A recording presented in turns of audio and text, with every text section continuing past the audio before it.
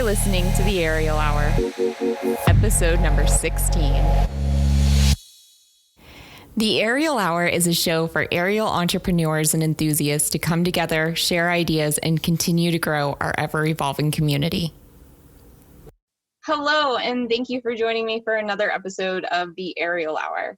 Today, I am in my home, and my guest is also in their home, which is totally not normal for this, but nothing is normal about this situation. So today I am joined by Dakota Fox. How are you doing, Dakota? I'm good. Happy to be here.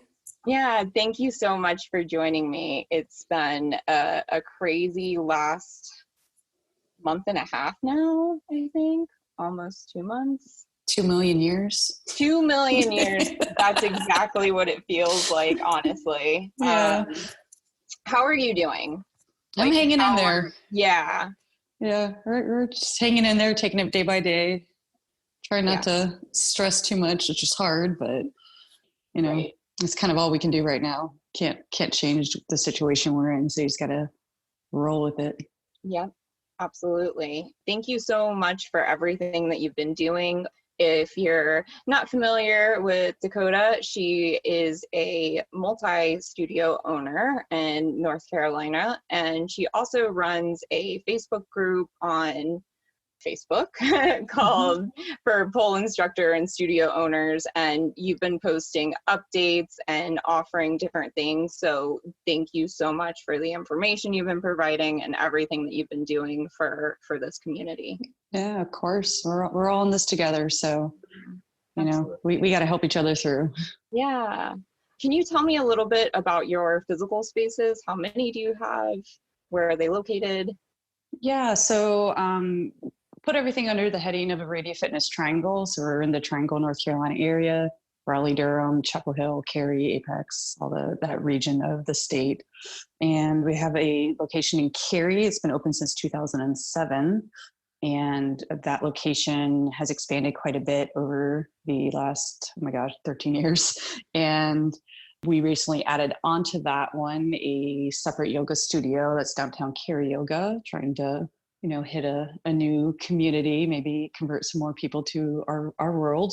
And we have a studio in Puke Wave Arena that opened in 2017. And fun fact on that, I was in labor the day we opened and started running classes. Oh my gosh. Wow. I had my daughter the next day. Oh my gosh. What an exciting couple of days. Yeah. Wow. We got it about just in time. Yeah. Life-changing moments, like 1, 2. Yeah. That's insane. And you've been open since, did you say 2007? Yes. That's in Cary studio first opened. We were the first brick and mortar full studio in North Carolina. Wow. And one of the few on the East Coast, aside from, New York and Florida, I think. Right. That's amazing. How did you initially find the aerial community? My mom got me into pole dancing, so I know some people know this story, but she was a competitive gymnast and a dancer growing up, and as she got older, she was hitting her 50s. She just missed moving and dancing again, and she had a really hard time in general group fitness classes because she's hearing impaired, and it was really hard for her to hear cues or anything beat driven like Zumba. It was just difficult for her to keep up with. So she saw pole dancing on Oprah. Oprah's her muse, so if Oprah says to do it, she's going to do it. Absolutely. And and that just kind of like hit a spark with her, and she said, I'm going to do this. I'm going to make it happen. And that was in 2003, and she just kind of went at it for the next 3.5 years, and finally made it happen. Found Aradia Fitness in Canada and branched out to become their first U.S. studio. Very cool. Yeah, and I wanted nothing to do with it. Really? I am a true pole convert. Okay. I was just getting into the police academy, a huge tomboy. Like I never wore makeup or dresses. Like I hated all that stuff. Okay. So it started with, she needed help with social media because Facebook was just starting to become like a big thing back then. Like I'm really aging myself, but Facebook was actually becoming a thing for like more than just people, for businesses. So she needed help with that and some website stuff. She wasn't really tech savvy. So that kind of got me into it. 2007 was the first time I touched a pole, but I didn't really do anything outside of that, like maybe an occasional like spin or something. But Okay. yeah, right around late 2008, 2009, she was just kind of desperate for a really reliable pole instructor. A lot of the women she was employing at the time, wonderful women, but they were, full-time moms. They had full-time careers, and pole was just that fun little secret hobby they did. And they just weren't super committed to it, and it just wasn't a high priority in their life at the time. So she had a really hard time with like people not wanting to teach classes last second or having family issues come up, and she didn't have a huge staff. So she begged me, she's like, can I just train you so that I have somebody that can help me if I need it? And I was like, fine, mom, I'll do it just because you're my mom. Yeah. Right. And it went off from there. Yeah. Did you like initially take a first spin and you were like, oh, I love this, or? I think it was the teaching aspect, because I kind of just jumped right into teaching, which, I'd never recommend somebody to do now, but that was the circumstances back then. And were you athletic? Yeah. Oh my God. A huge tomboy. I did high school sports and middle school sports, basketball, and I did martial arts forever, Korean Hapkido and Muay Thai, and ran track and field. So I just was always a really, really active person. So the athletic side of pole was really what got me. And there wasn't a lot of the athletic side back then. Right. It was very, very like just about sensual movement and appreciating your body, which it still is, but tricks and stuff were not really the emphasis of what was happening in the pole class at the time. Do you remember when you started to see more tricks based class? Yeah, well, oh my God, I think it was USPDF 2010. Okay. Or 11. That's when Alethea won, Alethea Austin. Yeah, that was my first pole competition. In that time, Facebook and stuff wasn't really big for videos. It was all YouTube, so it was like Carol Helms. That's actually where I met Carol Helms, was in New York, which is crazy because we live in the same state, like 2 hours from each other. Oh, wow. Yeah. So she was the first person I ever took a workshop from, so I learned from besides my mom, which was a fun experience. And that really got me going, because that's when I really saw the dynamic athletic side mixed in with the sensual and the dance element stuff. Like Kira Johannesson, one of the owners of Body and Pole, she competed in that USPDF that year. And I just remember her coming on stage, and she was just like amazingly like large presence and this Amazon goddess. And she just did all these incredible things. And it wasn't sexy per se, like that wasn't the emphasis. And that was really, really cool for me. And Rebecca Butcher back in the day, she was my big inspiration, because she's kind of like disappeared from the pole world now, which is sad, but she was just all super athletic and like ripped like 15-pack abs and everything. Yeah. So that's I think what really, really got me going. Once I saw that there was actually more to pole than just what happened in my little city where it started for me. So that was a really unique experience, but I think that just really lit the fire under my butt around that time. So how long was it before you decided to take over the studio full time? It was around 2013. My mom had just hit the 5.5 year mark, and Paul had changed so much, and she was very resistant to the change. She liked how Paul was when she started, it's a secret, you didn't tell people about it, you didn't post videos of it. It really wasn't about the tricks and, all those other things. And as with any business, you have to grow and you have to adapt. Like your business plan cannot be exactly the same for any period of time, because you have to adapt if you're going to stay around. So she just was very, very resistant to the change. And she got to the point where she was putting, thousands and thousands of dollars of her personal money into the business every month for like more than a year. And she's like, I just can't do this anymore. And she was going to close it down. So that was sad for me, because by that point, like, she had roped me into this whole pole thing, and it was a huge part of my life, outside of my police officer life. And I just didn't want to see it go because she was just going to close it. She didn't even want to bother trying to sell it to anybody. So I approached her and, we talked about it, and I ended up buying her out and kind of took over. And, she's still my mom, and she's like, well, don't make changes. Just keep it like it is. And I was like, no, July 1, it's my studio. We are changing things, and just implemented a bunch of things that I thought would work, and talking just to other studio owners in the country at the time, what was working for other people and their business models, and kind of just put all those random little tidbits from everybody together and started to make it work for me. And it was hugely successful right from the get-go, which was wonderful because it just needed that fresh burst of air in there. I love that. And now you currently oversee all of the Aradia. I had French fries the other day. Can you tell? Aradia. You oversee the other Aradia locations for the U.S., correct? Yes, I am. Yeah. So I do licensing programs in the U.S. Okay. So we have full licenses, which they become an Aradia Fitness location. And then we do Powered by Aradia licenses, which hits other studios. Mostly it's been people who've already had a pole program for some time and it wasn't working for them, or somebody who like an aerial studio and they wanted to bring pole into it. So that's kind of hit these other groups of, business entrepreneurs who wanted some help and guidance, but didn't want to rebrand completely. So yeah, we have a couple in North Carolina and a bunch in Virginia. So there's 5, 6. Oh, and we do have one in South Carolina now.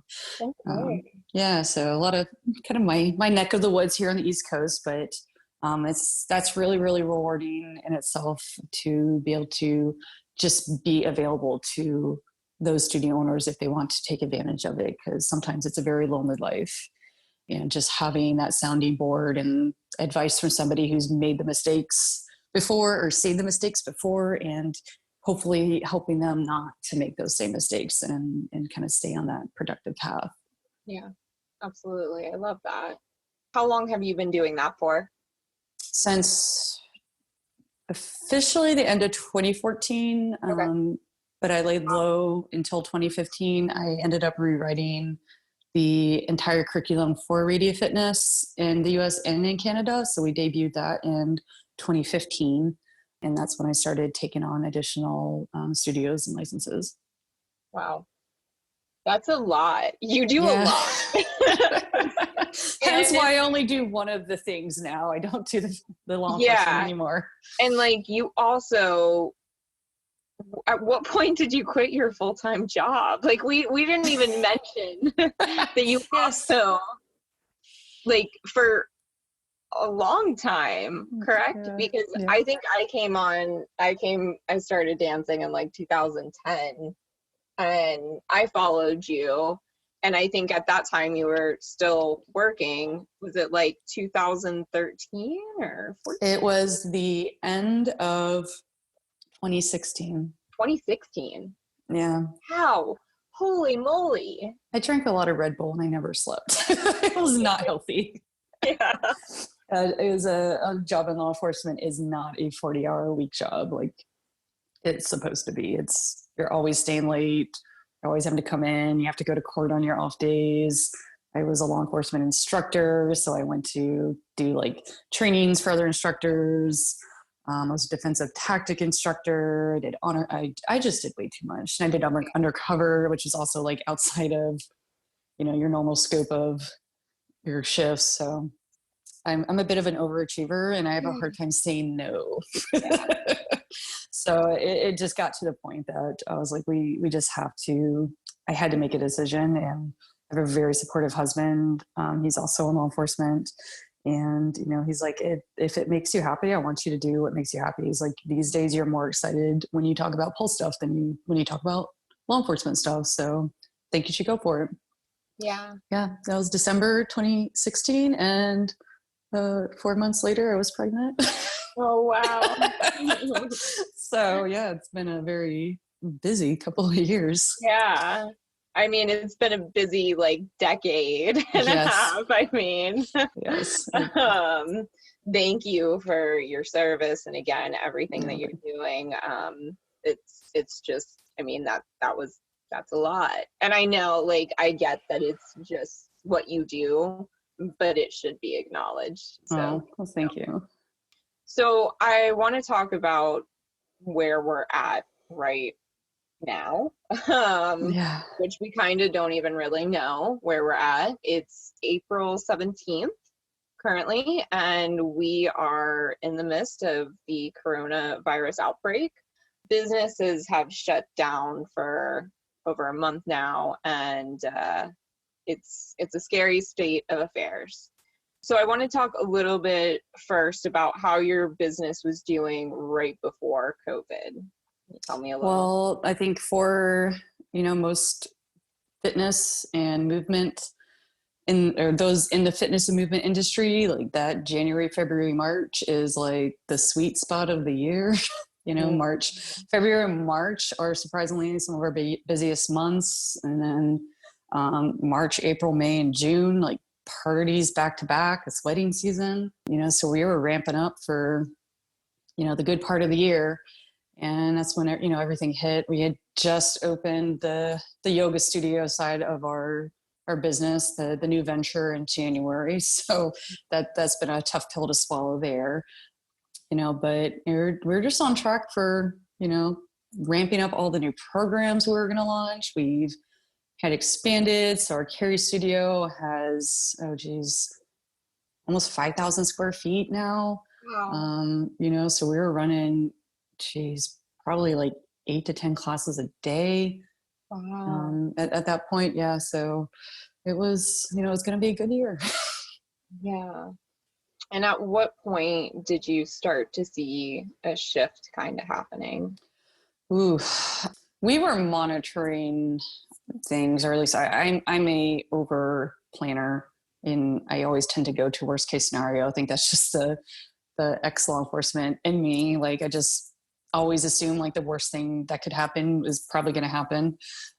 So just monitoring the COVID-19, just how it was tracking starting from January through February. I could see a little decline in stuff at the end of February and early March. People were already starting to get a little nervous, and we ended up opting to close our studio almost a week before we were mandated to do so by the state. But I just felt ethically it wouldn't be something we needed to do. We just couldn't, no matter how clean we were and how much we sanitized.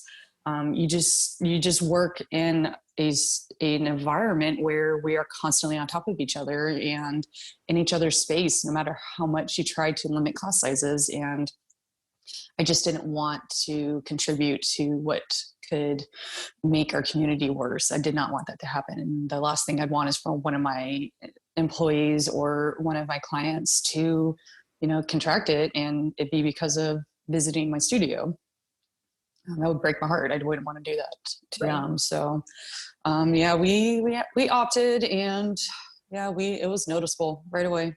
I mean, right around March 13th, 14th, 15th, we were getting ready to just take our class sizes down in half, and we ran our last classes on March 16th and closed everything starting the 17th. So it's been exactly a month now that I think about it. Yeah, but noticeable decline from the beginning, and I'm sure I speak for a lot of people right now. It's just a hard pill to swallow where we're at now.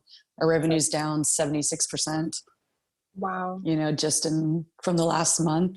No matter how creative we're trying to be, and still trying to provide services to people and keep our staff employed, is fitness is not the priority, and we just can't operate how we operate in this reality when we can't physically do things. Right. And virtual is great and all, but it can't replace the human connection and the community and the safety aspect of actually physically being able to spot somebody if they do something. Right. So that's it's been tough. Yeah. When you started to begin preparing, what things did you take into consideration? I talked to my business partner, Janine Cooper, end of February, and I just talked to her one day and I said, hey, we need a doomsday plan. Mm, Like we need to start thinking about it right now. And I was like, the way this thing was tracking, in China and overseas, and it was already becoming present in the US. And I think we had North Carolina's first case in Wake County. And they actually came from that retirement home or retirement center, assisted living center in Seattle. They had visited there, and that's how it got to us in North Carolina, wow. at least for the first one. But yeah, I just started thinking, is like, we have to do something to keep revenue in, and it's not something we can just throw together last second. Like it has to take planning. So we started researching ways we could do virtual, what methods we thought would be best for us long term, not just for the moment. And we started prepping our staff, said, hey guys, this is the possibilities. This is our plan A, our plan B, our plan C. Like, we're thinking ahead. We want you guys to be prepared because we don't want this to be a surprise to you either. But yeah, we were already preparing our online classes almost a week before we closed the studio doors. So that way we closed and we said, hey, here we are. Everything's ready for you. Right. So it was a relatively smooth transition, as smooth as it could be. Right. How, geez, just the weight of like having to close. Ugh. Yeah. It's just so crazy.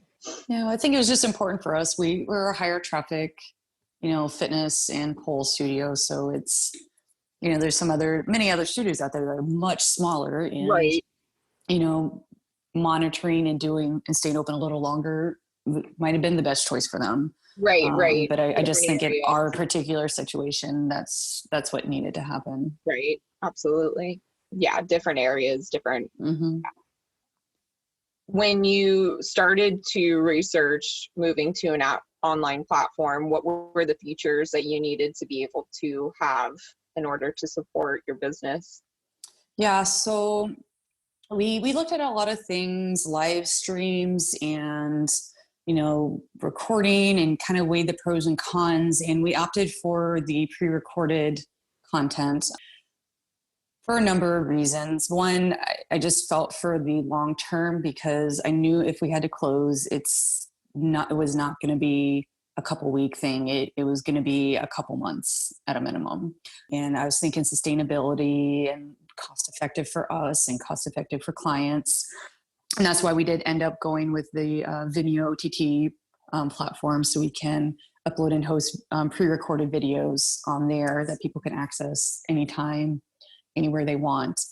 And we particularly kept the videos under 30 minutes. So most of the videos are anywhere from like 12 to a little over 30 minutes, just to give people the option and the variety. Working out at home is hard. We do a few live streams here and there just to kind of hit our members who can't afford a online subscription right now, just because of what's happening in their life due to COVID. But we've just noticed the decline. Like if we do an hour live stream, about 45 minutes through, like the numbers just start dropping. It's hour at home is hard. There's so many distractions, and you're just not as motivated in a small space for that long without the other people there with you. So yeah, and we just felt that the live streams wouldn't really work for us, particularly liability associated with that. Like we needed to keep everything in-house in our studio, even if it was filmed or live streamed. I just didn't feel comfortable assuming any liability with instructors teaching in their own personal homes. I think responsibly, you'd have to add each home onto your insurance policy just to kind of cover all the bases. Otherwise you might set your instructor up for assuming liability risk if something were to happen. And that's why we really went away from those. And the pre-recorded content, like we could get in the studio 1, maybe 2 days a week and record, just spend a couple hours at the studio, record a bunch of videos, and that'd be done. And a limited amount of time our instructors have to come in. It limits the amount of time they spend in the studio. We can control them when they come in, so we have them spaced out. They get about 30 minutes to record their session, but we put another 15 minutes on that, so it's minimizing instructors coming in contact with each other. So it's worked really, really well for us. And they're like a week like this week, my business partner and I just kind of hit our max after a month of all this. And we just told everybody, it's like, we just need a week off. Yeah. We need to rest. We need to recharge. We have so many videos already recorded that we haven't even edited and uploaded yet. Like, it's nice. I haven't gone into the studio for 6 days now, and it's been good mentally. And not have to have that constant pressure to teach 3 classes a day or 4 classes a day or 5 classes a day, however many some people are doing, and people can just access it when they want it. Right. Have you noticed there's like a different type of energy that it takes to both teach these classes and? Oh yeah. It's weird. Right. Yeah. And we're teaching it, and our instructors are coming in teaching it. And we're like, it's almost nerve-wracking to just teach to a camera. You don't have that sense of performing that you get when you're in a group class, and you don't have the energy and the questions and the feedback from everybody else coming in there. And it's been really funny. I keep threatening my instructors that I'm going to make a reel bloopers of them. Yeah. Bloopers, because they stop like 15 minutes into their class and they're like, oh my God, I'm tired. This is so hard. Yeah. But it's just hard because you're talking nonstop and you're doing nonstop, and you don't realize that content that you just filmed in 20 minutes was an hour class when there's everybody there, because you spend so much time interacting with the students, giving them practice time, answering questions, spotting, and walking around. And you don't realize how much of that is so important to the group class element itself. And when you take that away and you have the meats and potatoes, it's, boom, boom, boom. You got a class in 15, 20 minutes. Right. So it's hard. You have to really just kind of suck it up and be a little overly excited, I guess, because that needs to translate through a screen to the clients who know you and like you and love you and want to take your classes. And yeah, so it's very different. It's a whole different way of teaching. Yeah. Have you heard any feedback from your students on what they feel, how they like the classes so far? Or? Yeah, they've been very receptive of it. We have our private student group on Facebook, so it's been enjoyable to see them like post something in the group after they've done so-and-so's class, and they're all like sharing like stories about it, and they're like, oh my God, I took so-and-so's class. Why is this so hard? And this was great. I love this class. And that's been fun to kind of continue to foster the community connection, because they miss each other in class, but now they can still share the same class. And kind of commemorate over that experience together. That's awesome.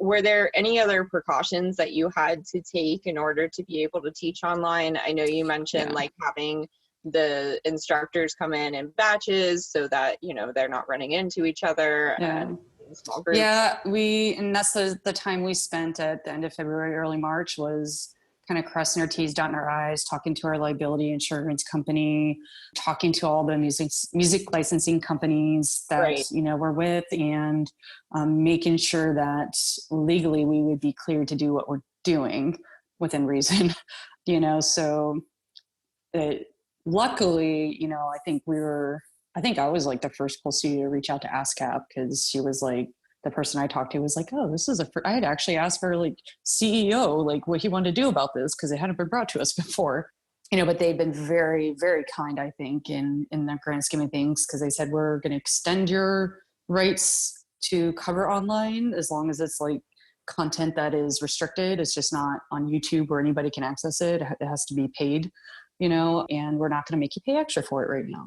Nice. And if you want to continue this after, we're going to have to re-talk about online rights and what that would mean. But that was a big, weight off our shoulders. And same with the liability insurance, like, not having to add on an extra cost with that. They were, at least my broker was, very understanding and said, hey, we're going to like grant this to you as well. We know it's a hard time for everybody. And, we want to support you and what you need to do to stay in business. Right.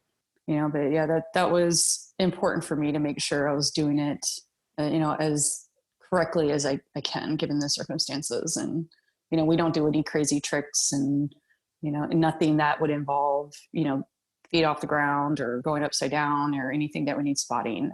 It's just not going to happen with our platform. We cannot safely spot somebody. And even if it's like a live, like Zoom session and you can watch them still, it's, I personally just cannot be okay with doing that. So we've been focusing more on like conditioning classes and some like dance flows, lots of just general group fitness classes, kind of promoting that to our students, like, hey, even if you don't have a pole at home, do these classes so you can maintain all the hard work you've put in for these last months or years and not just lose it. So when you come back to the studio and come back to pole, you're going to be able to jump right back in, and it's not going to be, a huge shock to your system. Yeah. So we've been just trying to give them lots of variety, lots of fun, everything, yoga, chair dancing, lap dancing. We have floor work classes, stretching classes, handstand conditioning classes, pole conditioning classes, and routines, and lots of fun stuff, I think. Nice. And what platform did you say you're using again? It's through Vimeo. Right. Okay. Yeah. So you do the Vimeo Pro, and they have a OTT, their over the table platform. Okay. So it's a subscription service, whereas you can control the content and who sees the content, and they have the subscribers actually subscribe through your platform and pay to access it. Okay. So we can still charge them a nominal fee for their unlimited access, or we have a rental feature we set up where someone can just rent one video and you have access to it for 3 days. Nice. So that's been nice because we've been able to like work the system a little bit. And if we have members that are continuing their normal membership with us, we're able to give them access to the platform, and we're offering them a little something extra because, they're paying more than double what the OTT cost is, but, we're giving them, like, hey, we can stock up a private lesson to use later if like for each month you continue. So you have, if this goes for 3 months, you'll come back to the studio and you have 3 private lessons that you can use. Or we can do some virtual personal training sessions with you, just to kind of like kick your butt a little bit one-on-one. So I think that's been a nice way to still give our clients the value, even though they weren't expecting it. Brilliant. Yeah. So, most of them are like, I have a job. My job's not going away. I have plenty of money right now. I'm not worried about that. I want to still support you guys, even if I don't take classes, but me, I can't. We have to give them something. No, and I get that, and I really appreciate that, but I bet that feels good for you on your end, where you feel like you're giving something back. That's really like a nice way to also like incentivize them to maybe keep it too.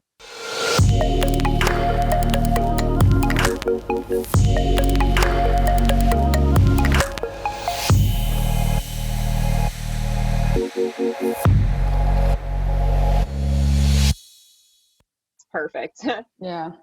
And we've let, like, if people aren't members, if they have drop-in class credits or workshop credits or something, we've allowed them to like transfer those credits to the online platform too. So I think that's nice for them because they don't have to pay anything huge up front. And it's nice for us because we're not going to have this huge, enormous stockpile of pre-purchased packages just hanging over our head when we open, because financially that's going to be hard too, because nobody's going to be buying stuff right off the front, if they have that stockpile. So we're trying to really encourage people to do that as well, and just to keep them connected, so they don't lose that community aspect. That's so important to everything that we've built and created.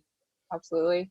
Are there anything else that you're doing in the Facebook community to kind of keep people connected? Or part of me just worries about everybody else too much, and like I have my doomsday scenarios already in my head when all this was getting ready to kick off, and I didn't want people to be unprepared and not have those plans in their back pocket in case it did affect them. So I don't profess to be like a complete expert on the business world and stuff, but I feel like if I can just share whatever information I'm coming across and start some conversations or get people thinking, I've been trying to do that as much as I can. And, there's been other folks in the group like City Seymour who's been doing the same thing. So I think that's important too, because as studio owners, we're all going through this exact same thing. It's a terrifying, stressful time when you pour your heart, soul, and your finances, personal finances into something.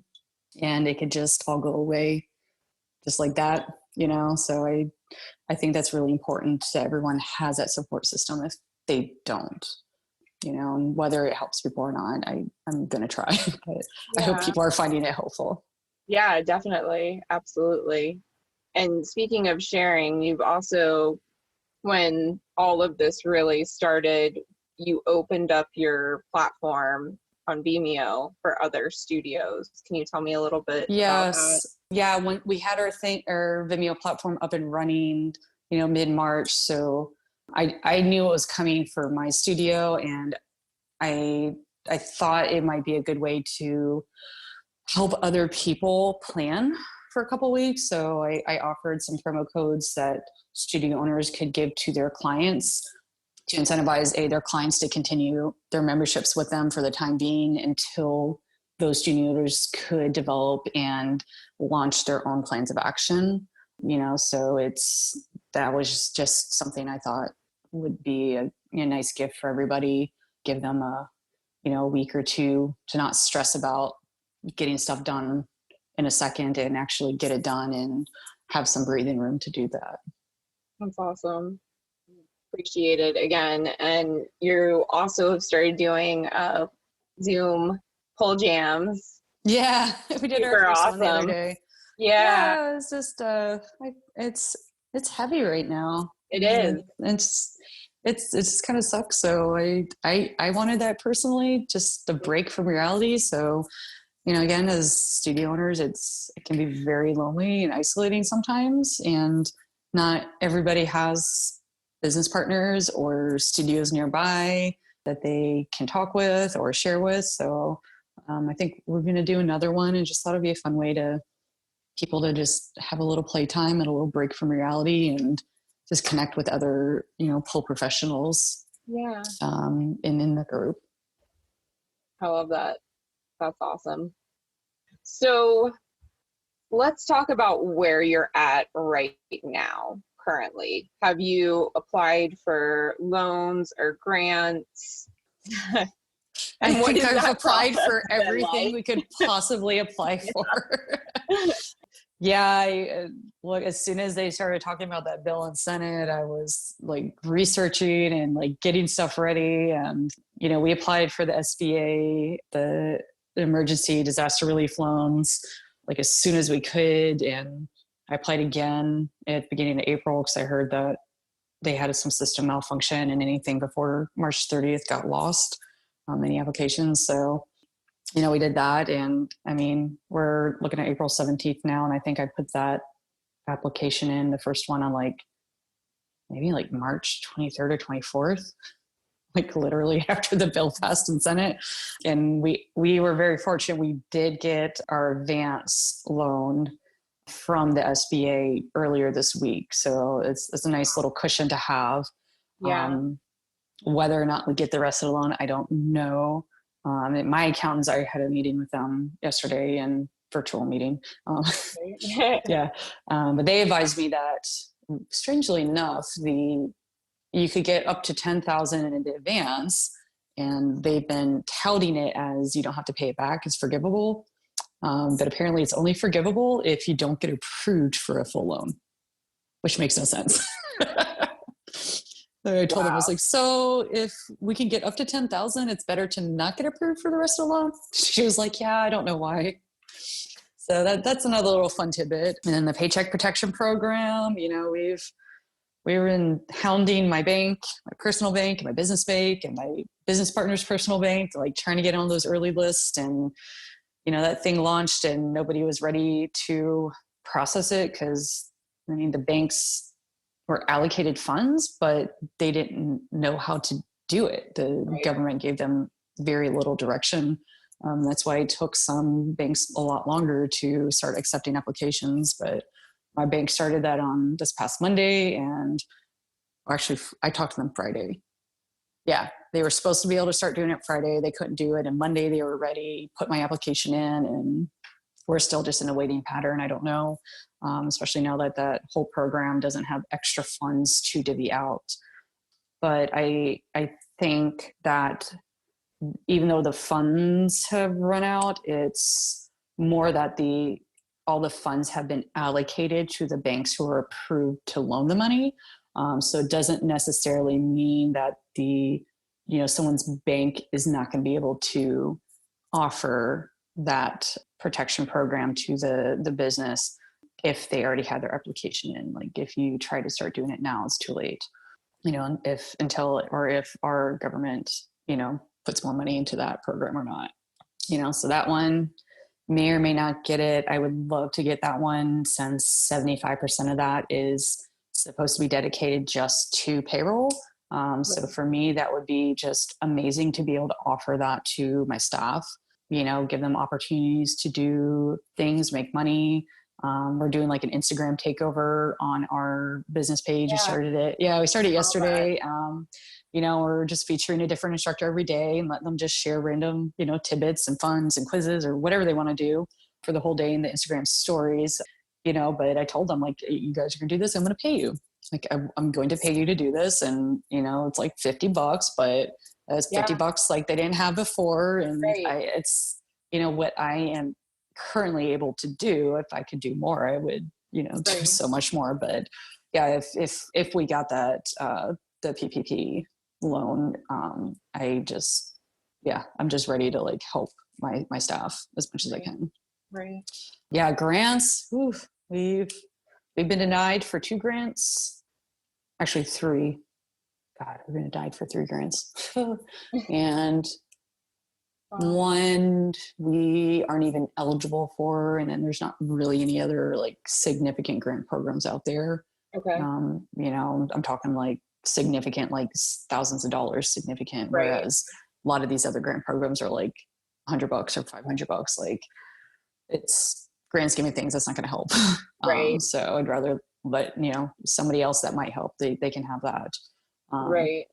Yeah, but yeah, so we haven't had any luck there. We have had some incredibly generous students and clients, which, just almost brought me to tears a couple of times. Yeah. Because we'll just randomly get donations through our Venmo account or PayPal from students, and that has just been incredible. And it just speaks a lot to the communities we all create in our studios and how important that is to everybody's lives. Absolutely. Is there anything for the loans and like the PPP that you have to have, like any information that somebody should get prepared? Yeah. If somebody has an accountant, like, rely on them right now for help with that. But I'm trying to remember the SBA loan, the disaster relief loan. You have to have your revenue from the last year, and for just like general revenue, and then your product revenue and number of staff members. And I think they're, basing it on employees, which that's another discussion for another day, but not independent contractors. So yeah, that information, just, anything related to the business. The PPP one, that one is very intensive. If somebody's applying for that, you need all your quarterly payroll reports and unemployment and like just all the records. So I have 2 accountants that I pay them every month to make the things happen behind the scenes. And they've just been a huge resource. I asked them for it and they put it in a Dropbox folder for me, and it was ready. But trying to do that on your own, especially if someone doesn't have all those records already laid out, that could be time consuming. So if somebody's going the route of either of these, definitely research what you need to have and have it prepared. So that way that loan application can go faster. Otherwise you're going to have to stop a lot and dig stuff around. Is there a set date currently in your state of when you can open? No. Again? No, there's not. Okay. No, they mandated non-essential businesses like salons and gyms and fitness centers to be closed until the end of April. You know, that time is coming up fast, but they already closed our schools until May 16th, I think, Okay. May 15th. So we tend to follow what happens with the school system, just for even like weather closures and stuff. So Yeah. I personally don't anticipate being able to even run modified limited classes until June at the very earliest. Okay. I will be very surprised and pleasantly surprised if we can in May, but I think we're all in this for the long haul. And I think, you know, North Carolina is a little bit of a heavy hit state. So I think at least in my state, it's going to be June or July. Okay. So what does this mean for your business right now? It's going to be tough. Yeah. Yeah. I mean, Right. I don't care how much, you know, slush funds people have saved up. It doesn't take long for that to go. Right. You know, I've been having very active, positive conversations with my landlords and utility companies. And I think I've always kept the relationship aspect of that very strong, you know, so I'm not just somebody who throws a check at them. I'm a real human and they know my stories and my family and stuff like that. So I think that has really been a benefit and paid off. You know, I have my landlord in Cary is like the most amazing landlord in the world. And, you know, he texts me and my partner every, you know, week or so. And he's like, guys, I don't want you to stress. I'm going to help you get back on your feet. We're going to make it happen. Don't worry about it. You know, he's like, if I have to pay your rent next month, I want to pay it personally. I'm like, oh my God, who are you? Wow. But at the same time, he's a small business Right. owner himself. And, you know, it's as generous as he wants to be. Like he said he might be able to, you know, have good conversations with his bank and he might be able to extend that officially. But, you know, at some point, everybody has bills to pay. So we have to start being creative as we can right now and find some unique ways to bring in revenue that doesn't involve group classes. Because it's just like I said earlier with my mom, you know, your business model is not going to always work. And the ability to adapt and be creative is what's going to make or break your business. You know, so we're working on some other things behind the scenes. I don't know whether they'll work or not, but, you know, trying to expand beyond just the pre-recorded content, provide some other things to our clients, or, you know, pimp ourselves out somehow to other people who need help, you know, in and out of the pole world. So I think, you know, that's the time. Pull out all the talents you have and make use of them. Absolutely. Aside from that, do you have any other advice you'd give to studio owners that are? I wish I had all the answers, you know. Right. Yeah. I'm right there in the same boat with them. Yeah, I think right now the most important time is to, you know, be open to help.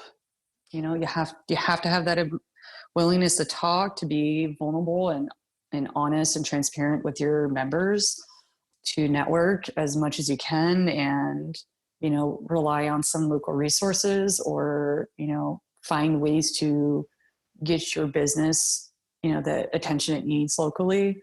You know, we've been featured in a couple news stories already just because of how outspoken we are, and whether or not that's doing much, I don't know, but I think it's continuing to build the big picture that small businesses everywhere of all kinds are just in a really sore spot right now. And I'm starting to see in some of our local, you know, Facebook groups and stuff like that, the moms groups and, you know, the parts of the city groups and stuff like that. I think people are really starting to say, oh my God, I know somebody who's personally affected by this, you know, in their business. And, you know, you see them all the time.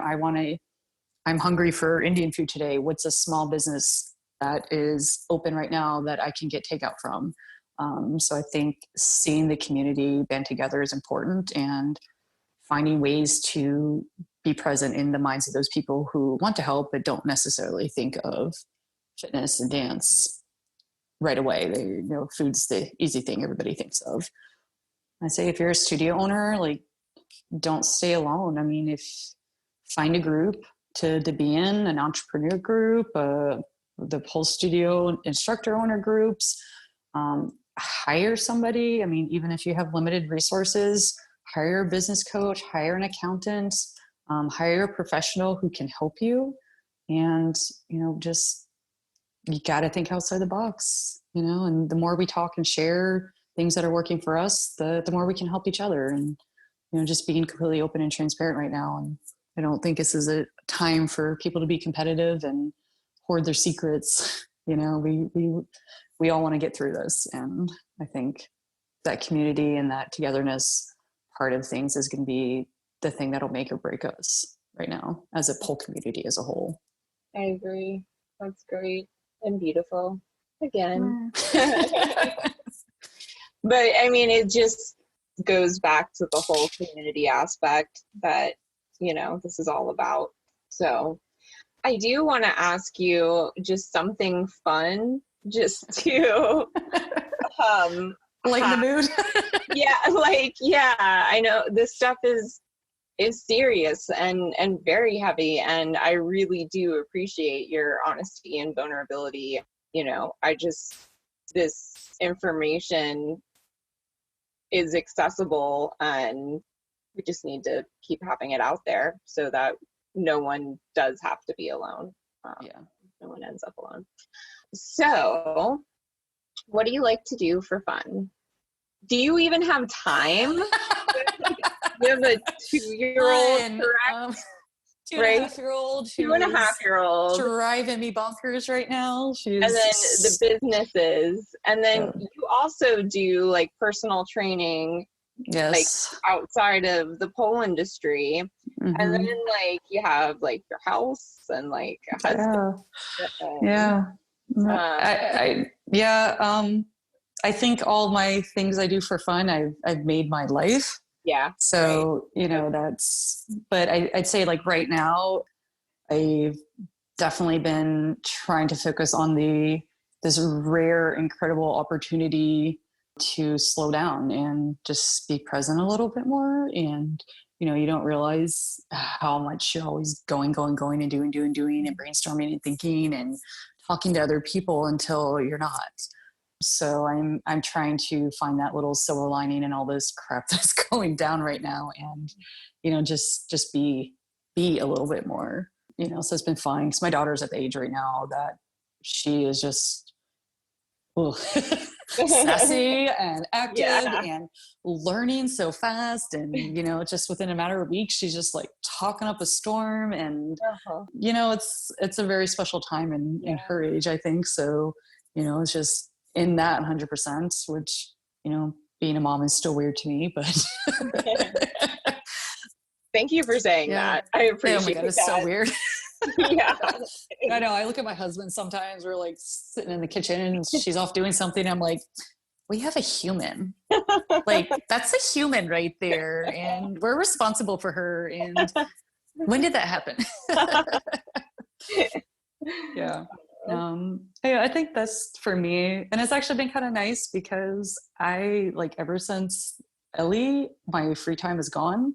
And that was the free time I used to train and explore and experiment for myself. So I have not even done a ton of pole dancing since I've had her, which has been a huge identity crisis, I think, as the whole mom thing. Yeah. So I'm actually getting a little bit more downtime, and I got my pole up and a pole room up, and I'm trying to get in there at least a couple of days a week and just fuck around a little bit. And, even if I don't even care about tricks right now, but just moving and playing and doing things it's been nice, especially when you don't have the opportunity to teach all the time. It reminds you of why you started all this in the first place. I agree. I found that when I first started on the road, I didn't bring a stage pole with me. I was like, I'll be traveling and stopping at studios, and I thought I would move once every 4 days, which is just insane. And so I didn't bring a pole with me, and a little over, probably at the beginning of March, we went and moved our storage unit up to where we're at right now. And I grabbed my stage pole, and now having that time to kind of slow down and just walk outside. My pole is outside right now. So walk outside, get a little exercise, be with nature, and like just move for the sake of movement. And I don't think, for a while at least, that I was doing that anymore. It was like moving for, you know, lesson planning or whatever it was, that this time has given me an opportunity to like go back for moving for the sake of moving. I hope a lot of studio owners and instructors, you know, take advantage of that too. You know, I was saying like I'm taking advantage of the time to like just slow down and be present. You know, I tell everybody who trains under me to become an instructor, like one of the first things we talk about is I want you to understand what it means to be an instructor. And one huge aspect of that, your love and passion and the reason why you want to share pole, you don't get that time anymore. Like it's rare. You have to be super motivated to get that training time in for yourself. And all that time you spent training for yourself, you're going to start spending teaching, and then you're going to be tired. And, you know, last thing you want to do is go move more. Right. You know, just because you're physically tired. And, you know, I hope that everybody kind of takes that as a little silver lining too, and gets back to their roots a little bit, and just relight that little passion that they had when they started everything, you know. I'm seeing it. I think I've seen like a good amount of posts of people saying, you know, I had my pole and it was just sitting in the corner and I put it back up, and I'm feeling very nostalgic because when I started pole, it was all you saw on YouTube was everybody's bedrooms. Like there wasn't videos of like studio or people in studios. It was people in their houses. And, you know, lately all you see is people in their studios because the studios are beautiful and amazing and look really nice. You rarely see people pulling at home anymore. So I kind of found that a little nostalgic the last couple of weeks, just seeing all these like home pulling videos, and it kind of brings me back to, you know, back in the day. When, those kids don't understand. You had to share back in the day, your whole space. That was what pole was socially at the time. So that's been kind of neat to see. Normally I ask 2 questions in every interview. What is your favorite performance of yourself that you've ever? That's a tough one. It is. I usually hate performances of myself. Oh man, I found it really hard to choose one. No. It's probably not a competition piece, honestly. I think the times I've performed just for the sake of performing, I have left the stage just fulfilled more than any competition I ever did. And I think that's why I've really shifted away from competitions. But I've always enjoyed performances more when I've done them with other people. You know, like there's some of the, we have someone local who organizes a show called Metal Pole Mayhem, you know, and like it's people from studios all over the place performing it. And I rarely ever perform by myself for those because it's just more fun. When you get to like work with people, collaborate, and, you know, and it's not so heavy and so much pressure. So I'd say some of those performances have been some of my favorites. Okay. I have 2 of yours that really stand out, and it's funny that you mentioned that you really enjoy doing the doubles, because that's why I had to choose 2, because there was double performance and then one single performance. So just the performance of you was the 2015 North America Pole Dance Championship. That performance is so badass. You're so badass. It's so cool. I'll link to that. And then I don't know how to pronounce this apparatus that the trebuchet. The trebuchet. Yeah, it's just like the medieval weapon. Yes. Dopest thing ever. Like I remember seeing that video like when it happened and just being like enamored. It was the most terrifying apparatus in the world. Like tell me, I'll link to this in the show notes, but like how did that, I was showing my husband this morning, like trying to figure out how that worked. Yeah. Yeah. So I did that performance with Liz Adora. She's one of my instructors at Aradia, and a good friend of mine. And we have someone local who is designs apparatuses. His name is Todd Spearing with Circus Gear.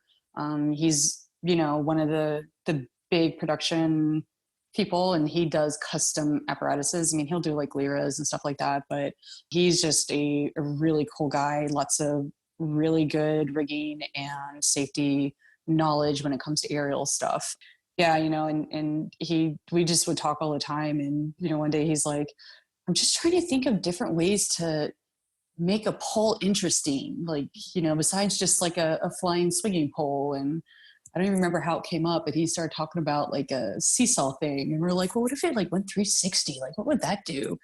We probably spent 4 to 6 months just experimenting with the prototypes and him tweaking it based on, what me and Liz were finding and doing. And we hadn't named it for a really long time until he tried to make a freestanding rig of it. So you could it would actually stay on the ground and it would still do the 360. But it was sitting there in this big local circus school, and because it needed a huge space, would not fit in my pole studio. Right. And we look at it and it's sitting on this, the stand, and we're like, that looks like a fucking like catapult. Okay. We're like, oh, the trebuchet. We're like, we just it didn't work. The freestanding thing, it was like boom, boom, boom, boom. We're like, never mind. But yeah, he it ended up looking kind of like a cross. So you had it would, had the gears and stuff so it could rotate, and then the crossbar was attached to metal, I wouldn't say wires, but cables. That went in 4 different like directions up on each side and directions down on each side. So there's 8 cables to hold it steady. Yeah, it was an insane thing. And then the cables that hold it up. So it was just crazy to rig. But yeah, it was, Liz and I had a lot of fun doing that. I almost thought I broke my ankle at one point, but I didn't. Really? It was one of those things where nobody has done that before. So you have nothing to try that you've seen. You know what I'm saying? Like with pole, you're like, oh, I saw somebody do this. Maybe I can like try that and see what else I could do with it. Like we just had to kind of start from scratch, and it's crazy. Yeah, you guys did a lot with it, like a lot. Seriously impressive. But it was fun. Yeah. Oh, that was so cool. That was also right before I got pregnant too. So that's why we never, that's why we ended up not doing much more with it. Then, but maybe one day we'll get up with Todd and break it out again. It's so cool. So cool. And last but not least, how can people connect with you? Oh, I'm on the face space. My personal page is Heather Dakota Fox. But I have a page. So it's Dakota Fox Fit Pro on Facebook. So you can do like fb.me/Dakota Fox Fit Pro. Got the Instagrams at Dakota Fox 84, and email contact dakotafox@gmail.com. I love talking to people. I love sharing ideas with people, and just trying to be out there, especially right now, because that's all we got. That is all we got. Yeah. Well, thank you again so much for your time and for your information and everything that you're doing. This has been great, and it was great to connect with you. Oh, thank you. Yeah. And we'll see you guys next time. Okay. Thanks.